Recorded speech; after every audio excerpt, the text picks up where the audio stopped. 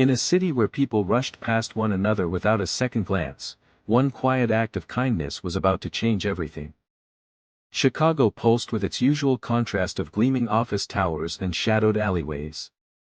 Beneath the roar of traffic and neon lights, Maria Lopez pushed a small cart filled with her few worn belongings. Stray cats meowed at her feet as she broke her bread in half and fed them with a gentle smile. Once, she had been a nurse, respected, warm, and devoted. But after her husband's sudden death and the weight of medical bills, her life had unraveled. First her savings, then her home, and finally her job. Now she lived beneath the overpass on Jackson Street, yet she still greeted every day with grace. To those who had less than little, she offered coffee. To those who had nothing, she shared the little she had. Kindness had become her final currency.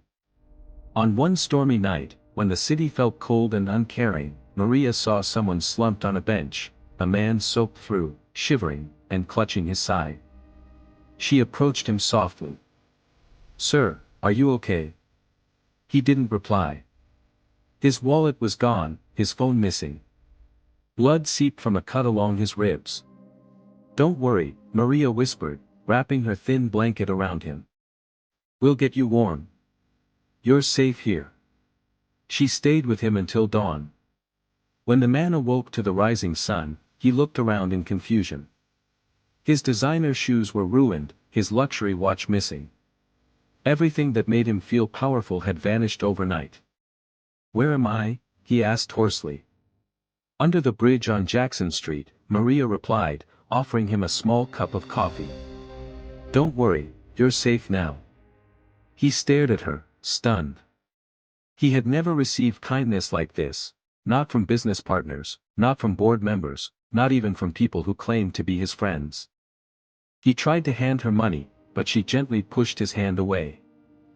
"I didn't do it for that," she said with a soft smile. "I just hoped someone would help me if I were in trouble." Something shifted inside him then, something he hadn't felt in years. He walked away slowly, hiding his face as a police car passed. He didn't tell her who he was. Not yet. Because Ethan Cross wasn't just any man. He was the CEO of Crosstech Industries, one of the most powerful Fortune 500 companies in America. Days earlier, after arguing with his board, he had stormed out of a gala and wandered alone into an alley, where a mother had found him before help could. His billion-dollar empire, his prestige, his influence, none of it mattered in that moment of darkness. Only the compassion of a woman who had nothing had saved him. Now, back in his skyscraper office, Ethan stared out at the city.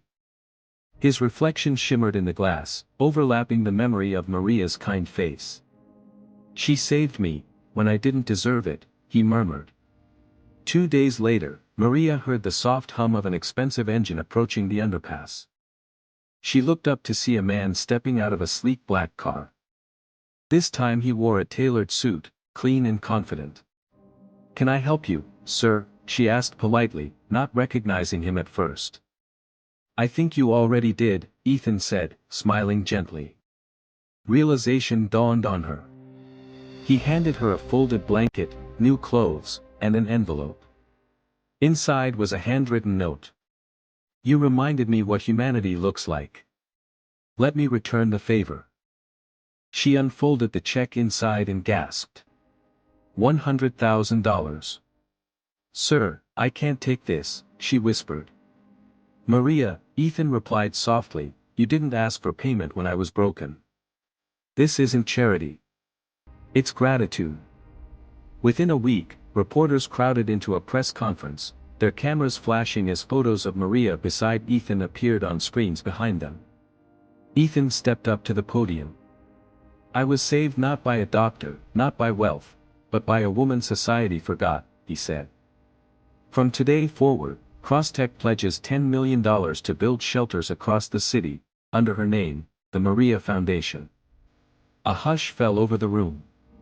In that single moment, power shifted, not from the rich to the poor, but from greed to grace. Maria Lopez had changed not just one man's life, but thousands. All because, in a world that had taken everything from her, she refused to stop caring. And in the end, true wealth was not measured in dollars or titles. It was measured in kindness. The one currency that never runs out.